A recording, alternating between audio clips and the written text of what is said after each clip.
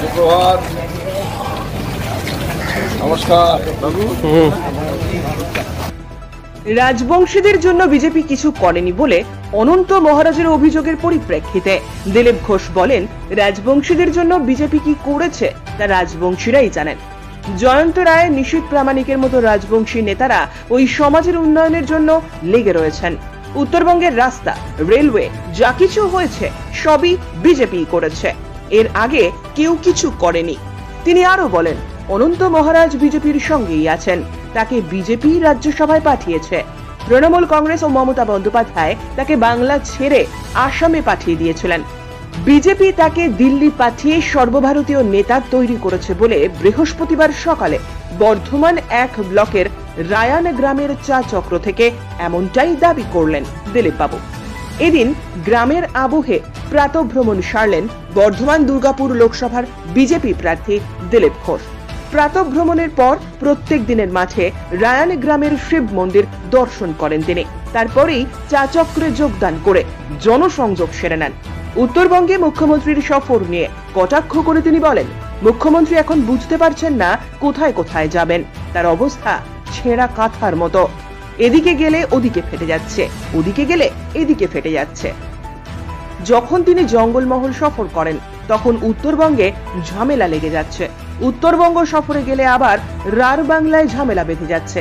মহা মুশকিলে পড়েছেন তিনি। Bureau report, big news 24x7।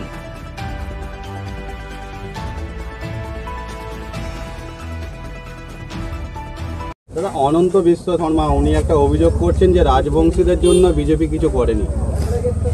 কে করছে আমি জানি না, বিজেপি কি করেছে রাজবংশীরাই জানেন।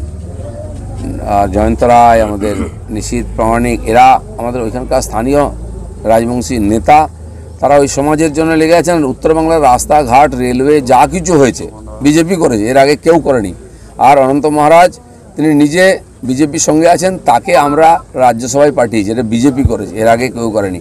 টিএমসি এবং মমতা ব্যানার্জি তাকে বাংলা ছাড়া করে আসামে পাঠিয়ে দিয়েছেন, বিজেপি তাকে দিল্লি পাঠিয়ে আর সর্বভারতীয় নেতা বানিয়েছে। দাদা, আজকে তো উত্তরবঙ্গে প্রধানমন্ত্রী এবং মুখ্যমন্ত্রী একসাথে, মুখ্যমন্ত্রী তো অনেকদিন ধরেই ওখানে আছেন। মুখ্যমন্ত্রী বুঝতে পারছেন না কোথায় কোথায় যাবেন, সেই ছেঁড়া কাঁথায় রিপু দ্বারা কাজ করছেন।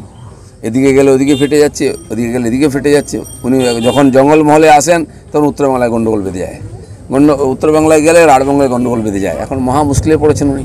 তৃণমূলের পক্ষ থেকে একটা অভিযোগ করা হচ্ছে যে আপনি খালি মন্দিরে ঘুরে বেড়াচ্ছেন, পথসভা বা জনসভা করতে পারছেন না, আপনাদের দলের লোক নেই, কি বলবেন?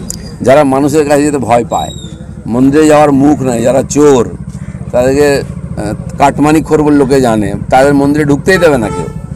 আমরা তো মন্দিরের সংস্কৃতি করি, আমরা মন্দির বানিয়েছি, আমরা মন্দিরে যাবো না, কি ওই চোরগুলো যাবে? যখন সভা করবো না, ওরা দম নিতে পারবে না। আমাকে তো কেউ তাড়া করেনি এখনও, ওদের ক্যান্ডিডেটকে তাড়া করে তখন মার খেলে মন্দিরে যাবেন, তখন ঠাকুরের পায়ে পড়বেন। আরে ঠাকুরের পায়ে আগে থেকে পড়ো না, তাহলে মার খেতে হবে না। পিঠে মারের দাগ নিয়ে মন্দিরে গিয়ে আর ওখানে গিয়ে তপস্যা করছেন। এই দাদাগিরি কি ভোট মানে শেষ দিন পর্যন্ত? দাদাগিরি আমি এখনো শুরু করিনি, ওরা ঠুকঠাক করছে। যেদিন একটা ঘা মারবো না, কামারের ঘা দেখেনি, সিধা হয়ে যাবে সব।